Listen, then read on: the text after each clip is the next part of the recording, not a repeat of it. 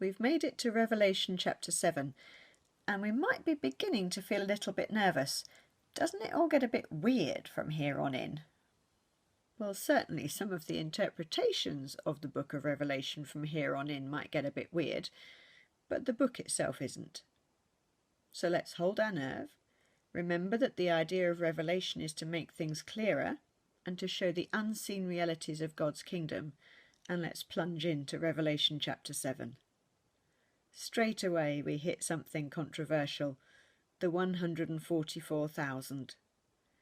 If you've ever got into conversation with a Jehovah's Witness, you'll know that they base one of their deepest beliefs, one of the most important beliefs, on this section, teaching that just 144,000 Jehovah's Witnesses will inherit heaven and be with Christ forever, whilst all the other Jehovah's Witnesses, and possibly others, will just be on a new earth.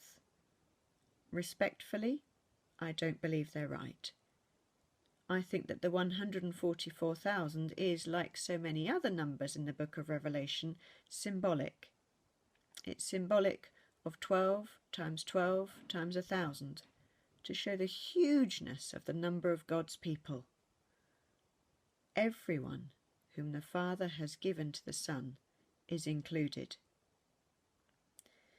But before we get too bogged down in numbers, straight away from verse 9, we're immediately told that the number of people before Jesus' throne is uncountable.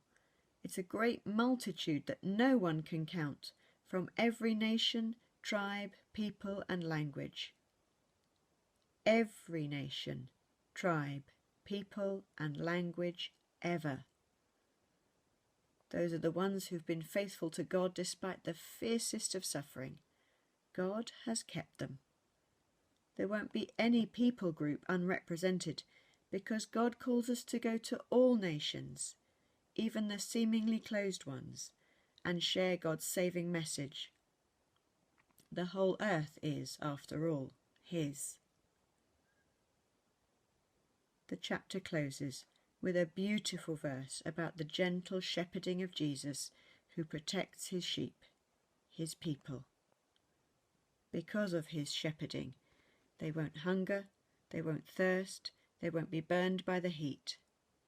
And He will lead them to God, who will wipe away every tear from their eye. Who do you know who needs to hear about that loving shepherd today?